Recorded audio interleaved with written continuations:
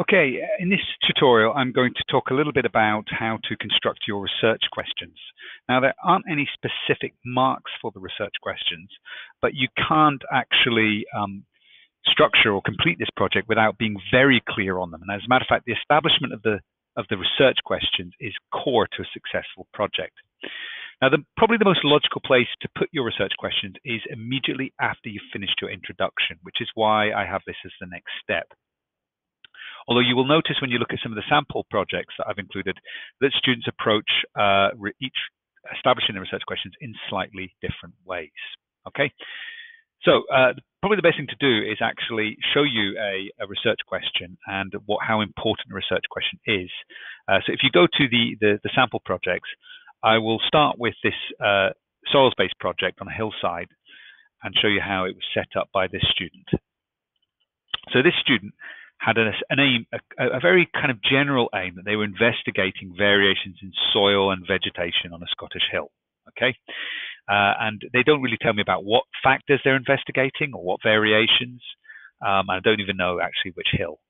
They chose to, after they got their introduction, to give me a bit of a visual description of their hill, the site itself, and locate it on a map. And that's perfectly acceptable if that's what you wish to do, although this could also go into your methodology, and that wouldn't be out of place if you chose to put these particular things into your method, because they are part of the method of a project. So let's have a look at the research question. So what she's done here, she's restated her aim, and she's outlined each question. Now, a research question should be a very specifically targeted statement. Should be framed as a question. It's something that you want to answer. So in this case, it's how does the gradient of the slope affect the soil moisture? So it's a very specific question. What she's chosen to do is write a paragraph, which is what I call unpacking the question. So if I was, maybe I didn't know so much about what gradients and soil moisture is about, she's given me a little simple descriptive statement to outline what it is she is expecting of that question. Now, this paragraph isn't necessary, as you'll see in some other examples I'm going to show you, but it does, for me, the reader, it does kind of give me a deeper understanding about what she's studying. She then chooses to formulate a hypothesis.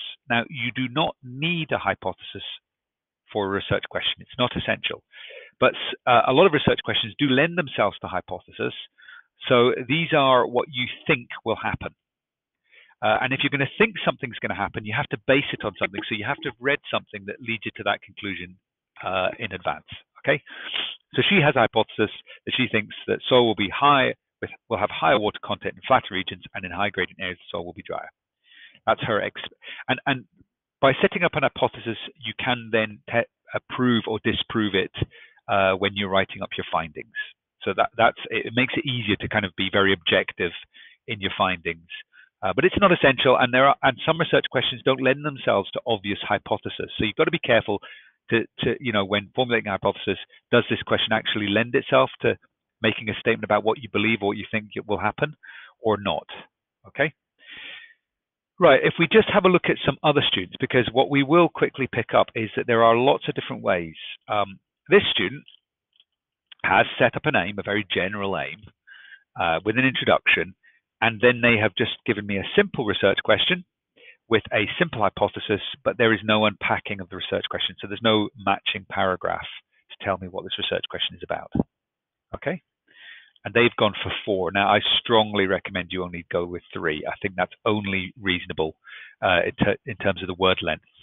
You can't really achieve 4. It's very brave to try at 4 research questions in the context of a project. I would definitely have 3, though. If we have a little look at this student, they've gone even simpler. They've got a great big introduction, really good introduction, and then they've just got 4 very simple research questions. And then they move straight into their background research. So they don't even have an hypothesis. If we have a look at this student, they've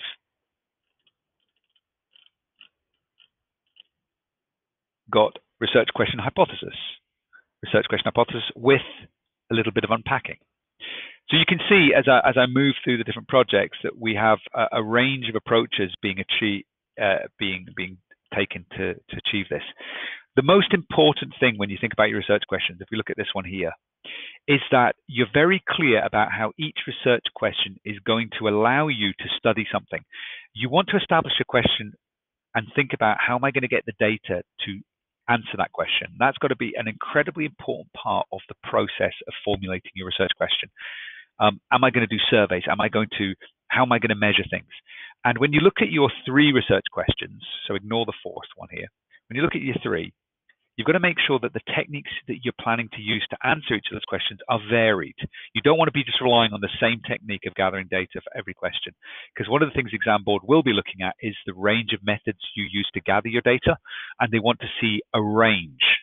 So a well-devised, well-thought-out research question should hopefully give you a number of different opportunities to gather data in a number of different ways using different techniques.